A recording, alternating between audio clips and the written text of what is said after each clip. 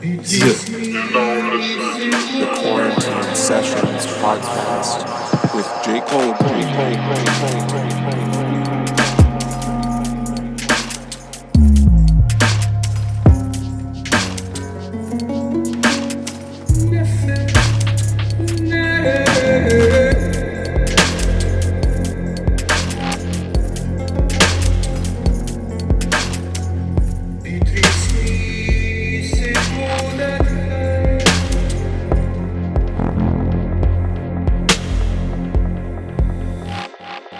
Hi, Caren.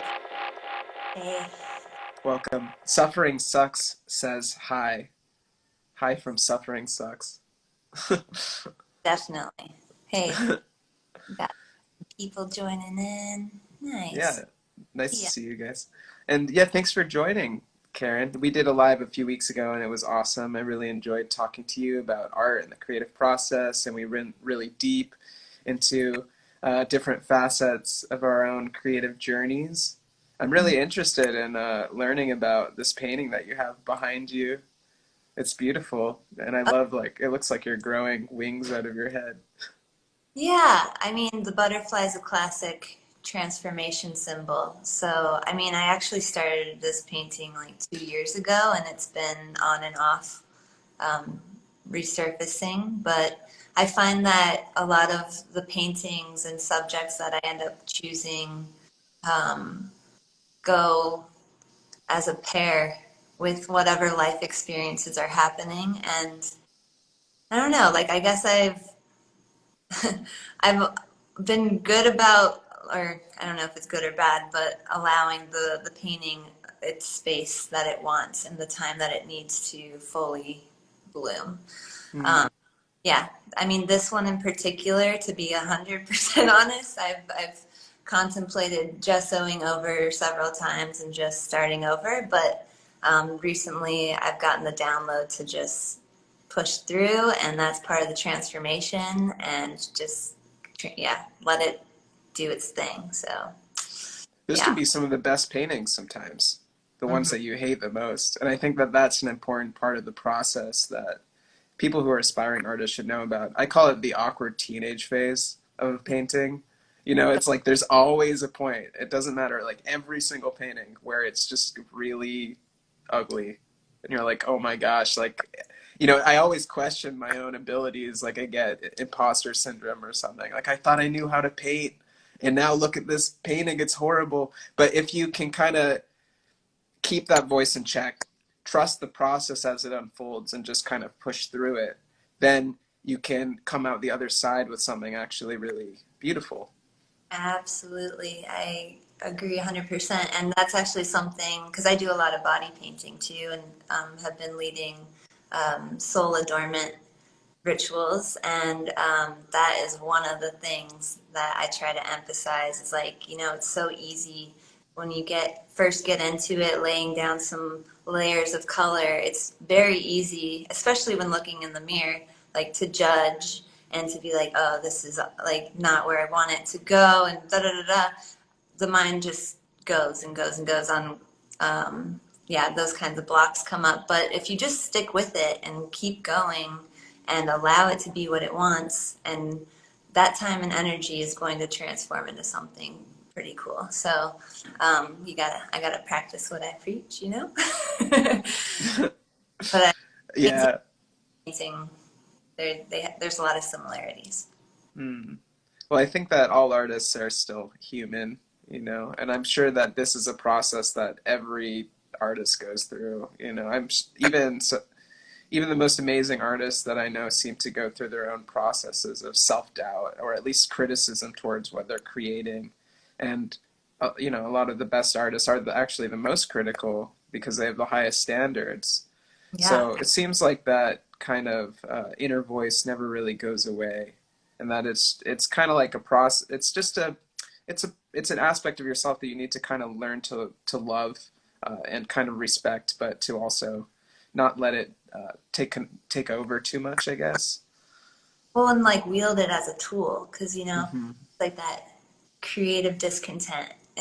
I feel like that's the word that kind of describes it most, is this like, oh, we can push it to the next level. Like, what's next? And it kind of helps catapult the evolution of it. And without that, I don't know. It's always both. You want to be at peace and feel like, wow, I really created something beautiful here, and it's perfect just the way it is. Um, but then also, what's next? Us artists are Mm, always looking towards what we can create on the other side, and what we learn. right. What's yeah. Yeah. It's like a journey constantly of becoming more, of evolving. Hmm. But yeah, I think that what comes up for me when you're talking about that is that kind of the critic, when in balance, is really useful because when it's in balance, it's a tool to sharpen your abilities and to grow and to learn and to develop and to evolve.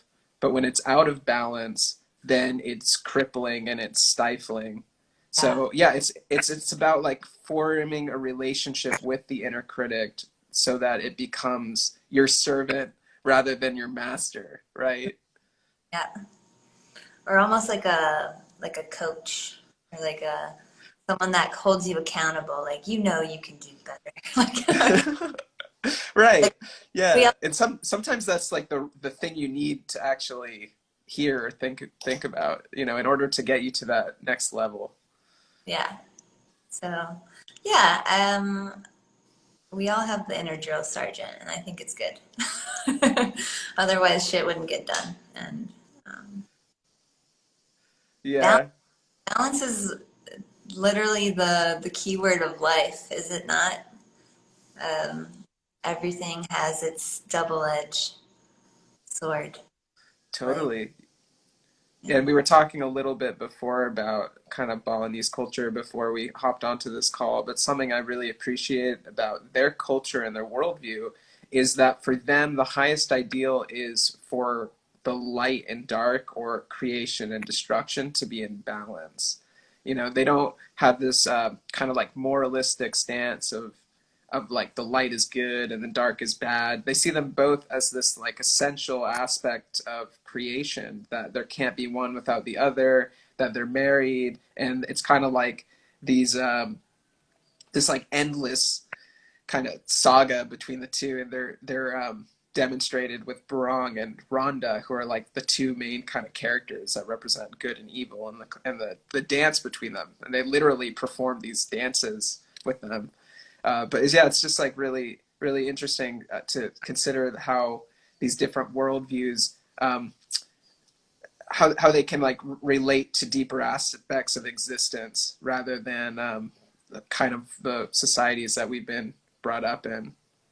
And yeah, another thing that I'm really interested in learning more about your body painting process, because something that I've observed within Balinese culture is that they do these kinds of like god embodiment rituals where they dress up like these different deities or these gods, and they go into these trance states and they basically become the embodiments of these gods and deities. And this is something that is like really common ceremony for them. But I think that you're doing something similar for the people that you're painting, that when they become fully painted, then it's like they're embodying this sort of more divine aspect of themselves, and they can kind of taste that for that moment. It becomes more real to them. absolutely. Yeah, we do. I usually start the whole process by giving a nice little overview of some world cultures, and it's fascinating that this is an art that has been practiced for like since the beginning of humanity, and it's an art form that came up independently too. Like, it's not like they knew, oh, this tribe over here is doing this. It's like they all came to the same art form, and no wonder why, because we all have a human body. And yeah, to know that these rituals go deeper than just, ornamentation. Like, it's not only an artistic expression, which is very important, but they use it for rites of passage, sacred ceremonies, like you said, to like embody a specific deity or historical character that they're playing. And like the way we go about it in the workshop, at least, is we all set intentions for ourselves, like something that we want to call in, something we want to embody, and through the painting process, allowing our true inner expression to just come to life. And there's not much of a structure of like, all right, we're putting these lines here and these patterns here. Like I really try to leave it open so everyone can experiment with their own signature expression. And it's really amazing to see what comes out because everyone is so unique and becomes, yeah, this kind of higher self of themselves and this rainbow warrior, as I like to call it. And it's cool to see that it's kind of part of that lineage. You know, I'm not adopting like exactly because you want to be mindful of the cultural appropriation aspect of it, but yeah, it's like a reinventing it. How can we as artists evolve through this art ceremony? Absolutely. Yeah, I think that there's this kind of call to theater that exists in the human spirit. Like there's something dramatic about the human spirit, and it's why people are so drawn towards TV shows or towards movies. And actors kind of are treated as gods because they are able to embody all these different archetypes and let the archetypes kind of move through them. But I think it's a need that all people have, and probably in earlier cultures was something that was more typical for everybody to participate in. And it's why people love Halloween so much, because for that one day they get to become this mythical character. They get to become kind of like their superhero self or whoever they want to be, and people love Burning Man for the same reason, because for that week, you also get to become this, character that you want to be, and you can embody this kind of like mythical aspect of yourself. But yeah, I think that creating structures that allow people to kind of get into that space as a ceremony is really, really important. And it's something that I think recurs through most world religions, but I don't think it's so much of an aspect of Western culture outside of maybe Halloween. And I think it's an important kind of experience for people to have. Well, yeah, and I guess also I think of festival culture. I mean, you see body painting pretty prevalent there. That's actually what I think fully sparked my interest. I mean, I was doing it on myself for a bit, and then my friends wanted me to paint on them, and it just kind of rolled into this adornment. It just became more apparent to me. And actually, when I was doing it at full moon gatherings every month for the community and seeing the way people react and feel after getting painted, they just like they walk around differently. And it's no wonder why, because you're walking around and people are, their eyes light up when they see you and they're like, oh my gosh, you look so amazing. So then you're getting this reflection, this affirmation on the other side too of like, wow, I'm a walking, living piece of art, which, we are all the time. I mean, you too, you especially with your tattoos, but like it just, I think it makes people feel good about themselves. And I really enjoy that healing aspect of it as well. Yeah, and it's a celebration of the body also. Like, not that the body isn't beautiful by itself, but it's also a way of kind of accentuating and even heightening the beauty of the human form so that people can better to feel more beautiful, to put it simply. Yeah. And that's kind of, I mean, some of my most profound psychedelic epiphanies or like aha moments have been around like everyone should love themselves more. Like if everyone knew how special they are and how unique they are and what a gift they are, then that's where we can make some progress. And yeah, I don't know. Nothing makes me feel, at least from my own personal experience, nothing makes me feel more beautiful than when I'm all painted up and in that full expression. So I'm like, we got to pass this on, and like everyone should just paint themselves in my ideal world, especially That's when great.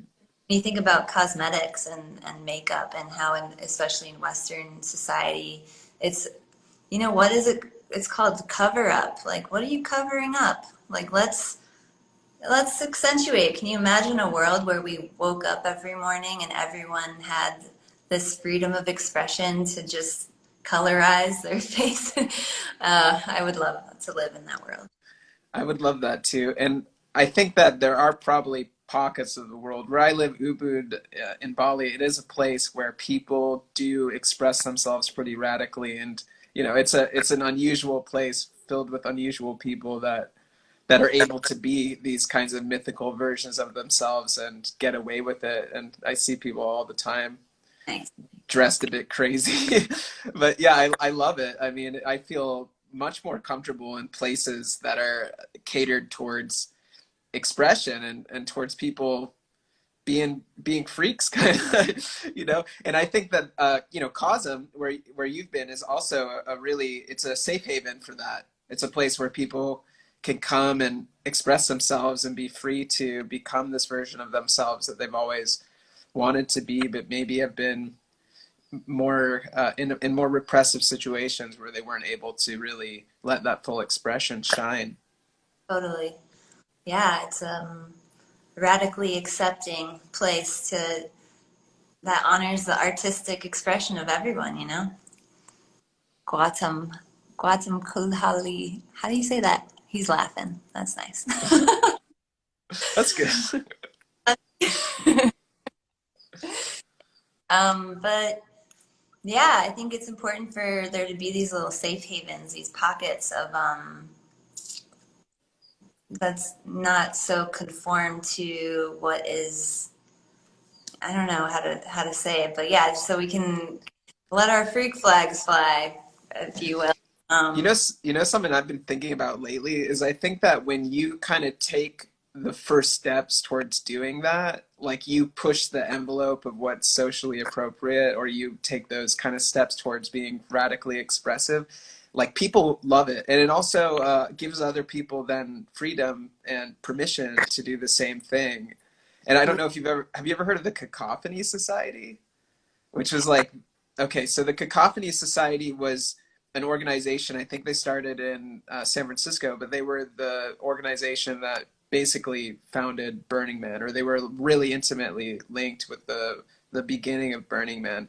But they basically would create these radically autonomous pockets where they would do just weird stuff. They do this thing called the salmon run, where they would dress up in salmon outfits and like run against the direction of like marathon runners and stuff like that. Or just, they would just do like funny weird things that weren't for any particular reason. They had no agenda behind it, and they weren't trying to make money off of it, but just to kind of like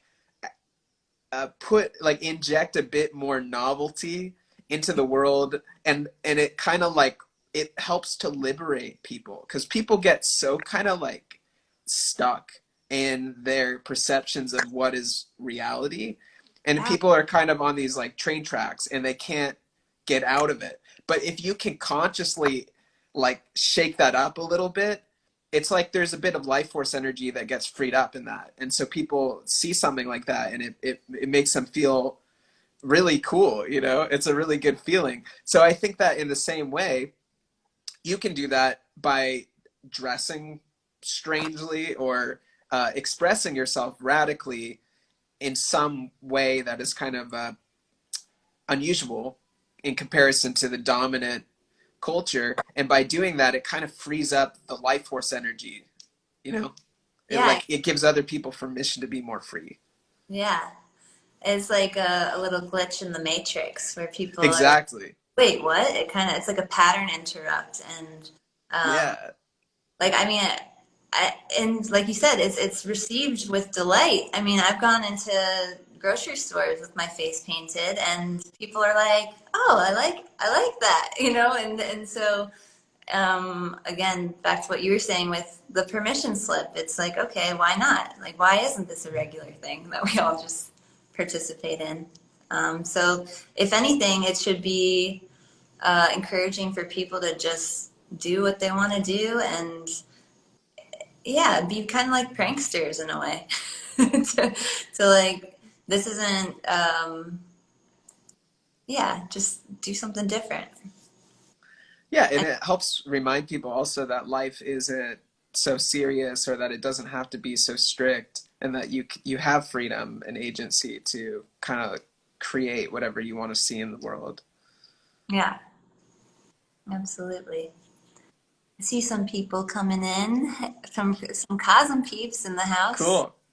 Hi, Yeah. Cosm peeps. Yeah, I wanted to ask you also about your experiences working at Cosm. It must have been a really inspiring place to be. And I also wanted to hear your perspective on how you feel communities like Cosm are important in the world in general, and how it's serving the evolution of consciousness as a whole. Oh, yeah. Well, similar to what we were just saying, where it's important for these places to exist, where artists can just be free to express. It's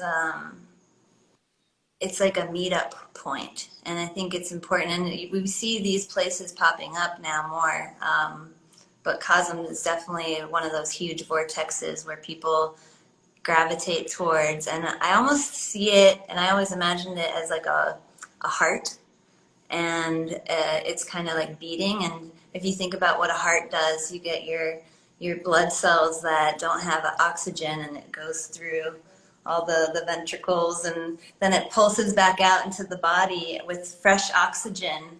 And to me, I witness a lot of humans just coming there and getting charged up by being around like-minded creative souls, and um, gathering all this inspiration to see like what, this vision that two artists had, this vision, and then it just builds and builds and builds and builds, and then you have like this temple that's coming up. And that is just so inspiring. And I think when people witness it in action, and are exposed to like different painters that come through, and even just all of the works that Alex and Allison have, um, it's refreshing for the soul. It's actually like soul therapy. So it was very beautiful to witness how many people's lives were changed, um, by going there, and just by being like in contact with, wow, you've had this experience, I've had this experience, and just swapping stories, like, let's talk about it. And um, it's one thing to have connections online, but when you're there in person, experiencing the place, feeling the land, like the land is there, is also really special. It's in Wappinger. And yeah, I don't, you've been there, right? You've been there a Yeah, couple of times ago. You kind of know what I'm talking about. You definitely, synchronicities are heightened, and it's a special place. I'm excited to return one day. yeah, it's amazing. I'm excited to return one day too. It's something. It's a pilgrimage I've been meaning to make for a long time. It just hasn't quite come into alignment yet. But yeah, I love the metaphor of the heart, like recharging people and then sending them back out into the body that is the rest of the world, to kind of be more energized. And that's definitely the kind of experience I had when I was there. And it's definitely a nexus point too, where people can exchange all these ideas, and you get inspired people. Something really interesting happens when you get two or more inspired people together, is that it like accelerates and enhances the amount of inspiration for each person. It's like it's like a cycle where it just charges people up. So you get a lot of inspired people together, and they start to generate this huge wave of inspiration. And Yeah, something that I also think is really cool about Alex and Allison's vision is that it is their vision, but they're also tapping into a vision that's like a collective vision. And absolutely. that's what gives their work power, is that it's not really their own individual vision, but it's like they're able to tap into the collective mind to realize these visions that we've all kind of shared collectively. And so people see that and they're like, oh my God, I've had that vision too. I want to be a part of that. Yeah. So it's like it's a little piece of everybody actually, and it's not just like, oh, this is our thing. Oh, totally, 100%. And it's like a visual language that is spoken. And um, yeah, I agree. um, yeah. And yeah, I think it's just amazing, like what you were saying, like you just have to create the space for the magic to happen. And really what is important is the people that fill the space. And like whatever ideas get exchanged and whatever ideas get sparked, I mean that's the humans doing. And it's like places like Cosm are just the container for for that magic to happen. And you like you said, you never know what idea could literally change the world, because we get some pretty brilliant minds coming through there, and it's beautiful. And it's nice for even just like the artists to be able to have a space to teach workshops and yeah, to weave the webs of this visionary tribe. Something I really love also about the culture at COSM is that it's extremely nurturing. And when I was in art school, I found that it was a bit more critical. Like there's a really strict right way and wrong way to do art, and it's so the people that are teaching, they're quite strict about certain things. But something I love about COSM and kind of the visionary art community in general is just the idea that just participating in the act of making art is a good thing, and that it's something, and your individual creativity and your individual way of doing things is what needs to be nurtured. There's not really so much strictness or severity around this is right and this is wrong. Yeah. And I think that's really important. When I first did the workshop with Alex and Allison that I did when I was 18 years old, having come more from a background of the concept art world and art school and stuff like that, it was like so liberating and so encouraging just to be in an environment where I was supported for just doing my thing, and that I wasn't held up to some kind of rigid standard or system of it's got to be like this for it to be good, and if it's not like this, it's bad. Absolutely. Yeah, I mean, I was in the similar boat because I went to art school as well, and just like being able to relate it back to the spirit and to um, have that whole other side of creation is really important. Because I don't know, I feel like a lot of the artwork that I was doing in school, sure, it helped me on a fundamental level, as far as drawing from life and color theory and certain aspects that I do feel like I extracted some value from. But it really wasn't until after those classes that I was tapping into my own voice for artwork. And some of those rules even flew out the door. I mean, I don't do figurative work. I call it flowedelic. Like that's what well, that's what I do. And yeah, so I'm grateful to have found the art pocket that celebrates this, marries the art and spirituality. Because yeah, I don't know, it was just always felt a little dry. At least a lot of my classes, I was found myself completing the assignments, doing really well, like getting it done, but like my soul wasn't fully in it. So glad that's different now. Yeah, it seems that a lot of the stuff you learn in art school, you need to unlearn. And the danger of, so what happened for a lot of the people that I went to art school with is that they learn this particular way of making art, and then they graduate and they just do that for like the rest of their lives. And all of the art that people make kind of looks the same because they're really in this box of what is appropriate and what's not appropriate and how things have to be made. And it just takes all the play and experimentation out of it. And I mean, psychedelics really helped me to kind of blow the lid off of that and just to experiment and get crazy and have a lot of failed experiments and do a lot of weird things that didn't quite work. But through all those explorations, then you discover new ways of making art that you never would have thought of before. Yeah. And then that's where you can discover kind of your own voice or your own style, you Right. know?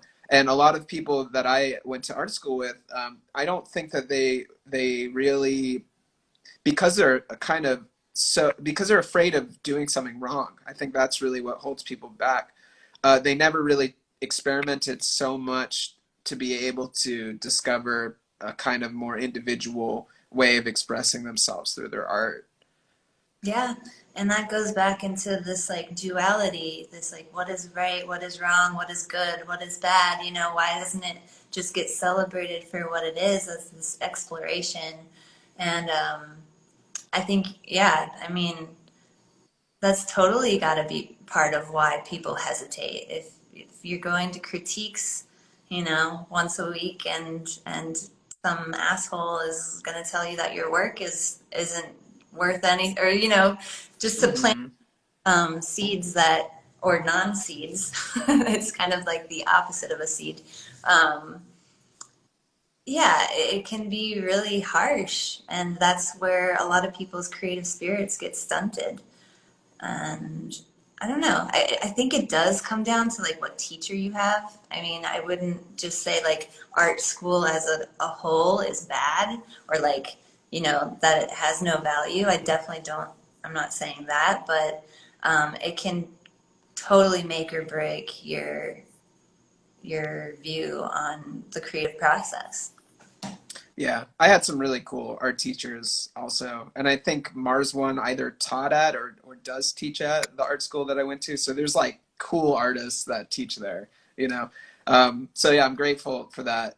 But I just kind of mean as a culture in general, Yeah, the kind of more kind of in industry, I guess you could say, art world is a bit more yeah, standardized of like this is what is acceptable and this isn't, and it comes from a place ultimately of caring because they're trying to give people a toolkit where you could kind of take anyone off the street who's never made art before and teach them these particular skills that then they could actually go into the world and make a living as an artist, you know, which is great, but that doesn't really produce visionaries. That's right. not a system for cultivating visionaries, and that's what makes things like Cosm special because it's not an academy per se, but the fact that they're teaching so many workshops, they're helping to grow visionaries. Yeah. Absolutely.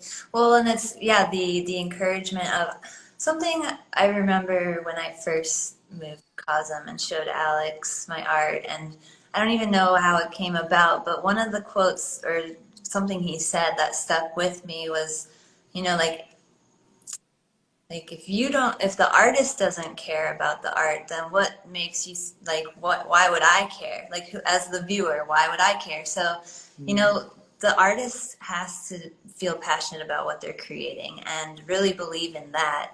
Otherwise, like what do you expect other people to feel from your art? And I don't know. That was one of those statements I was like, yeah, like you got to be behind your art 100% to Mm. be able to, I guess, relay the transmission. Yeah, I love that. And I think that's really important. There's so many people I think who are like, well, I'm painting still lifes because I can sell, you know, or I did this gallery show, these boats really sold well. I guess I'll keep painting these boats. But secretly, they have this longing to do some kind of like paintings of dramatic battle scenes or something like that. They're like, ah, but I could never make a living that way.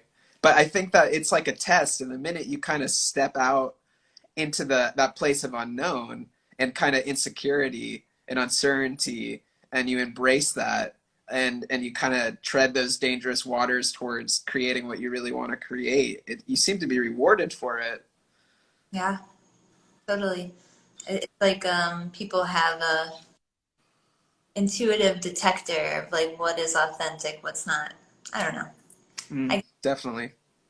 those rules. I'm sure there's ways of unlock. Like there's certain things people are attracted to in art that someone might pick up on and are like, oh, I'm just going to make that, and then they could probably do really well. that exists too, but um, that doesn't sound as fun to me. Yeah, I forget where I heard this. I was like listening to some podcast or watching some YouTube video, but they were talking about how most people approach creativity as synthesis. So most people are just like, well, I'll take this idea and I'll take this idea and I'll stick it together. And it's really at the kind of just superficial kind of mental level. But I think in order to realize something really unique, you have to go way deeper than that. You have to actually delve into uncharted territory and kind of go into experiences that most people don't ordinarily have, and kind of from those depths that you dive into, you can discover treasures that you can bring out, you know. Yeah. So it's just it's not something that's really taught or really cultivated much, I guess, in our culture in general. And it has a lot to do with, I guess, the influence that organized religion has had on spirituality.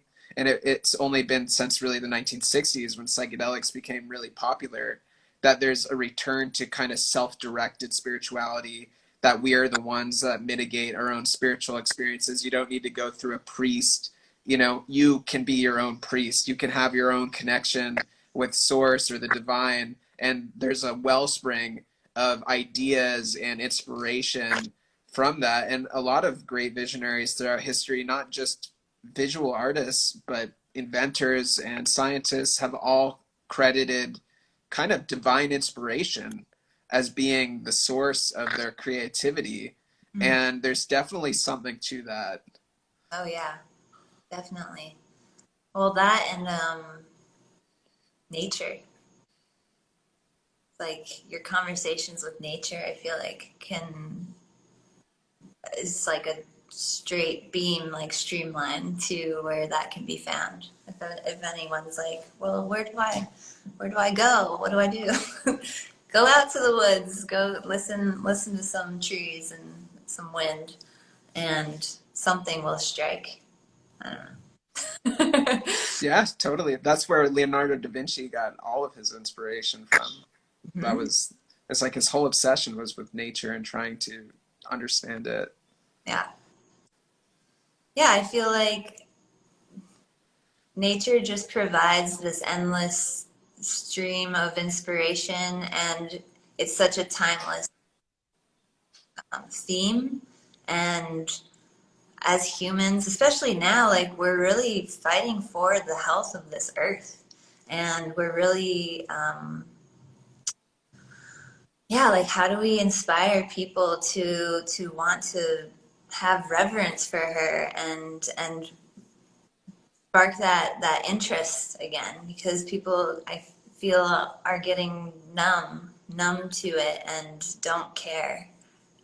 Obviously so many people do, but it's like that feels like the mission, or part of the mission that I would like to be part of Mm. yeah, honoring nature, and yeah, just giving back in that way. Did you grow up in nature? Because I grew up kind of in the forest and being around nature a lot. But Yeah. I think it's harder for people who maybe were raised in a city environment where their whole lives they couldn't see the stars, and they're just surrounded by concrete from the day they were born, to have that connection with nature. That's a good point.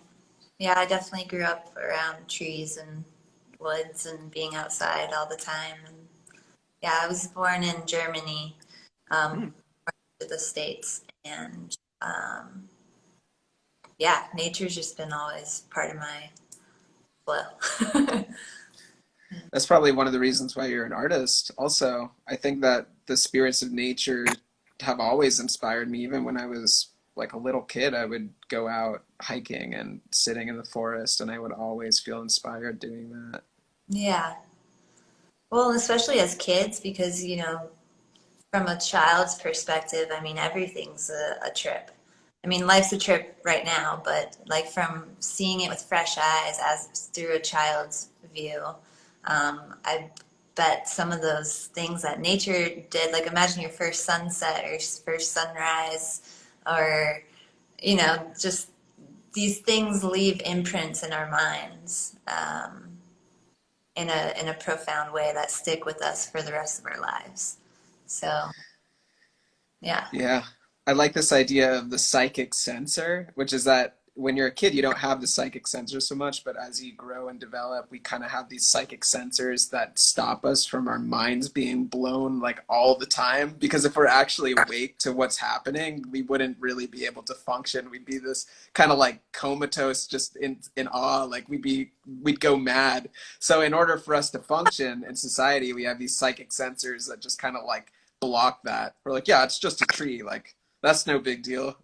But if you actually realize what a tree is, you're like, what the fuck? I can't. What is that? Which is, why psychedelics are fun, because they help to remove that psychic center, even, temporarily at least. Hmm. Yeah, the veil gets lifted of like, what? Everything is so amazing and intricate and in its own perfection.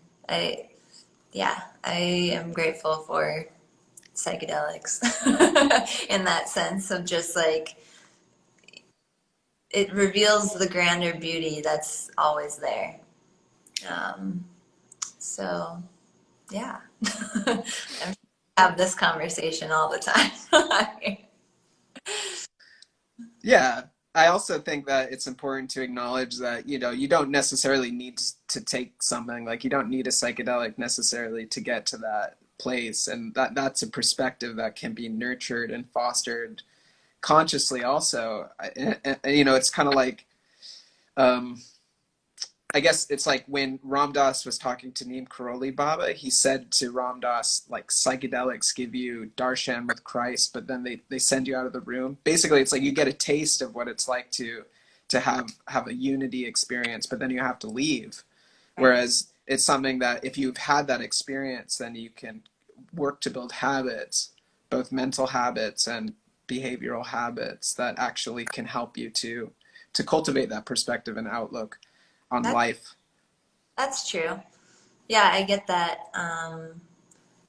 Yeah, and that's totally a thing. I guess just because on my path, I had an experience, and then you can't unsee the things that you see or the downloads that you get. So, I mean, one experience even could last a full lifetime of inspiration, and it's almost like I definitely agree you can build up with like meditation and all these breath work, and there's so many ways to get there naturally, but there's no denying that this like psychedelics are a straight beam line to to that thing, and as hard as it is to then like float back down to the reality that is here, you can still like from those memories return or tap back into that state of mind as well without having anything. um, Mm, so yeah, it's literally everyone has their own path and can choose to do it or not. There's no right or wrong, but I think it's a tool. right. I can't like unpsychedelic my brain, so I'm not sure what my worldview would be like had I not had those experiences. And Yeah, I think that psychedelics are a powerful initiation that most people should experience at least once, like you're saying, and not to get caught in the trap of needing to do it again and again and again and again. But it is nice to have a kind of, refresher every once in a while to remind you of certain things that maybe you've lost touch with or forgotten.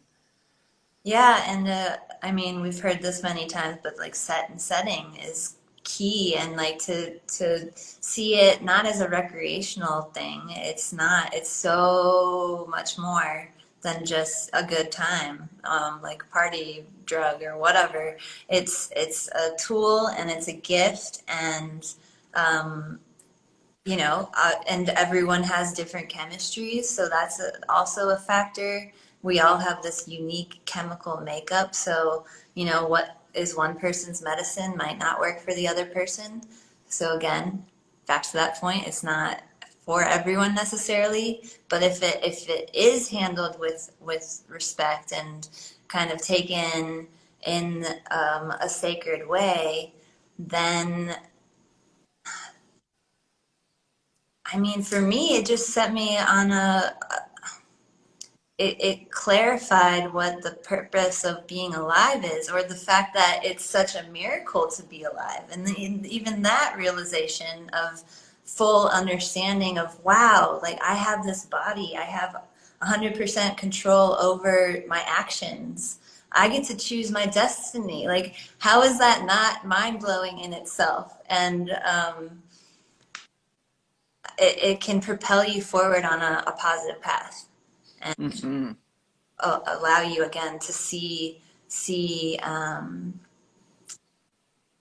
things for what they are, because our brains construct what is the table, like what is these things that humans have built, and it kind of just puts into perspective of like, wow, humans literally created everything. We created this reality. And Kurt says that's why the experience is called a trip. Exactly. Like, yeah, you can have a better understanding of multidimensional existence. That this reality is, I remember the first time I felt that I got it or understood that there are so many more realities. It's like this line, like reality being this base medium line that we all meet at. And then from there, you can just infinitely go left or right. Totally. Yeah, I was thinking about this last night as this book I was reading kind of like provoked this thought stream, but it's kind of like we exist with infinite parallel universes where there's an infinite number of possible outcomes, and the source that we are, kind of the God source or whatever you want to call it, consciousness, perception, is kind of choosing. It's almost like like a kid reading like a choose your own adventure novel, but we have much greater agency in the outcomes and perceptions of our life and the experiences than we believe that we do, or that most people believe that we do. And the experience of waking up to that, which psychedelics really opened me up to, is sort of the difference between somebody who's caught in a dream and a lucid dreamer. You know, the lucid dreamer realizes that they have agency over their dream experience, that they can change things at their will. And I had the same realization about just life in general when I started taking psychedelics. It helped me realize that there's no distinction between the source of all creation and myself, and seeing as everything is a miracle manifested from the source of creation, then me as being that, I can also create miracles within my own life by consciously choosing experiences that I want to have. Yeah. Yes. and And I think a lot of that is about getting out of your own way and not, yeah, because we can have like sparks of inspirational ideas, and um, like whether you act on it or not is the, the make or break. It's like, because we have infinite flow of ideas constantly, and I think a lot of artists and people, maybe in general, have the issue where it's like, okay, I've got all these ideas. Now, how do I bring it into this three-dimensional, or this like this dimension? And yeah, it's like aligning those thoughts and those ideas with the structure, the structural aspect. Mm-hmm.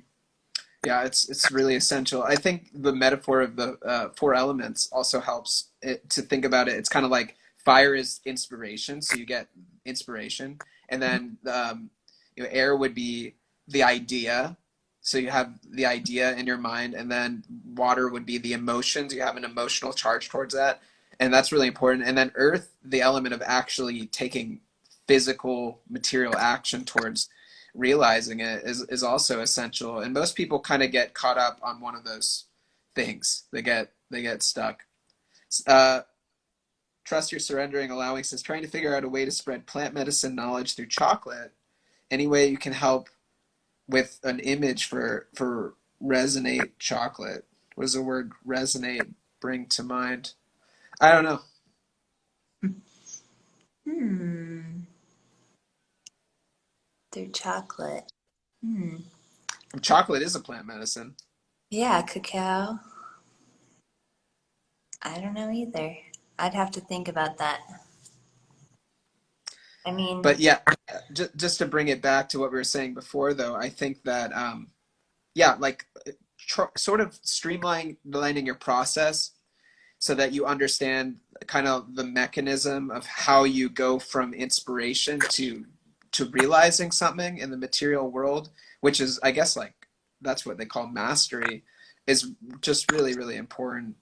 yeah, You know, you can kind of get caught in the idea or the inspiration. A lot of people are like, well, I have this vision, and they just get all high on the vision without actually taking the small, sometimes really tedious, tangible steps towards making that thing real.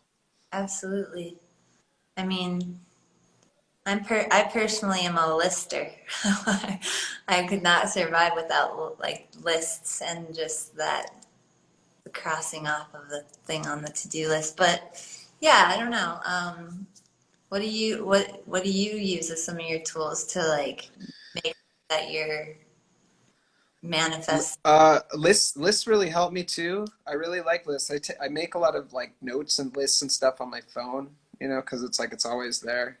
Yeah. Something I've been noticing that's been helping me lately too is actually picking concrete dates. So Yep. say there's a painting I want to finish, actually giving myself a deadline, like I need to finish this painting by this date. Mhm. And or if I mean, I have this problem of starting books and then not finishing them. So lately I've been kind of giving myself like due dates where it's like, all right, I need to finish this book by this date. And it really helps because then you actually follow through and you finish things. And just the following through aspect is something that I think challenges most people. But I'm learning more and more kind of how to be my own coach, I guess. And I think that that's really important. Like you kind of need to be your own coach or your own boss or your own manager or whatever. For sure.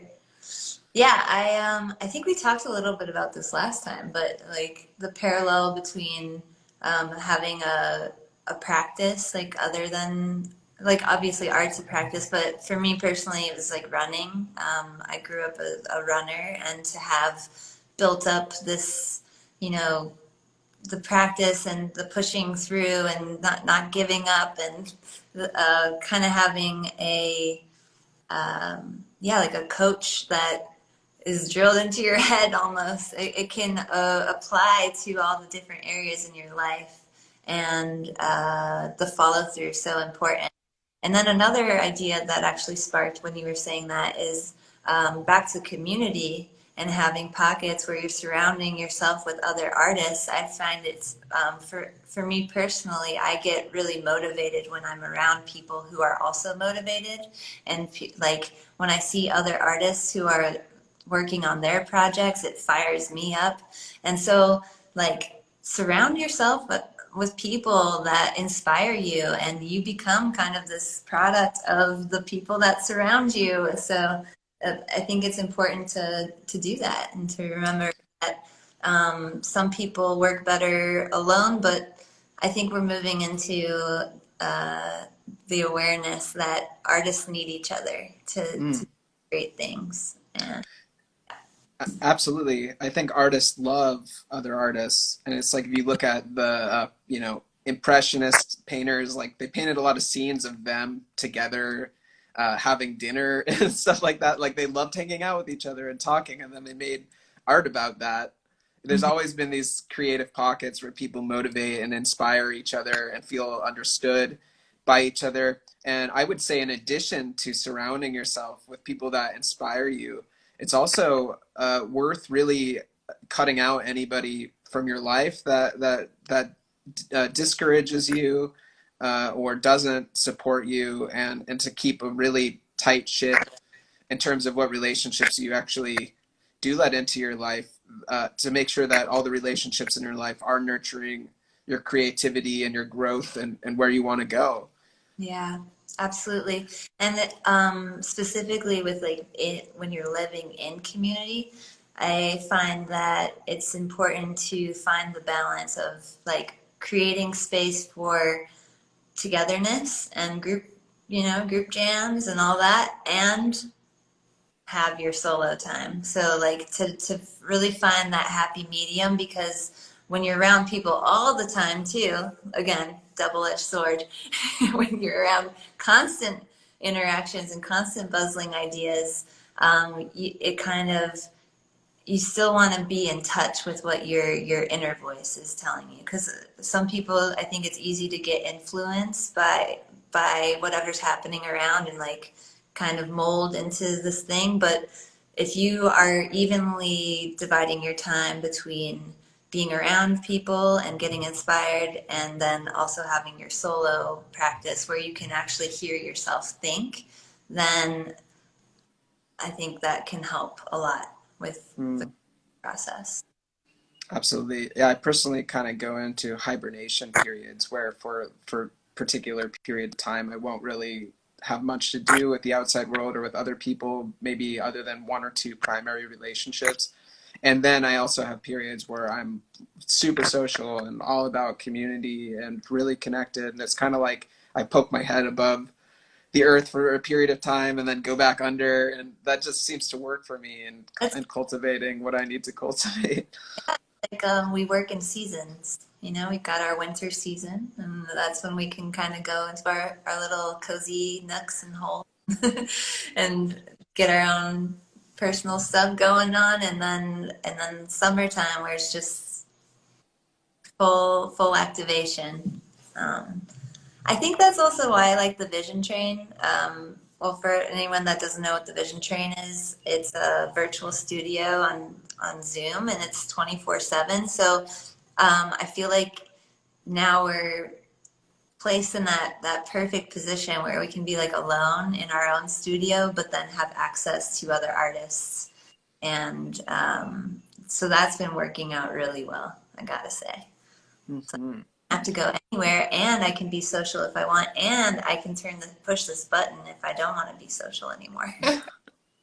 Totally. Yeah, and also being around people that you can be alone with together is also important. You know, like I think artists have this way of being able to share space with other people who are also internal, but that they don't necessarily need to be giving each other so much attention all the time. And that's really important.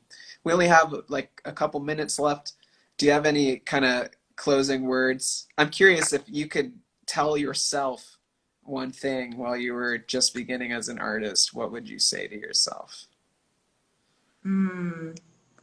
Just to trust in the process, and um, have fun. Don't don't limit yourself. Like, not to get rigid. Um, yeah, and I guess just life is art. Life, our whole lives are art. So if we explore in certain areas, whether it's like cooking or going out and exploring new places, these are all going to inform our art. These experiences and the connections that we share with people, like this is all going to funnel into whatever we make in our art. So I guess make your own masterpiece through your life. Beautiful. Well, thanks so much, Caren. This has been an awesome conversation. And thanks to everybody for tuning in. I appreciate your time, and I hope you have a great evening. You too. Bye, everyone. Yeah. All right. Much love, everybody.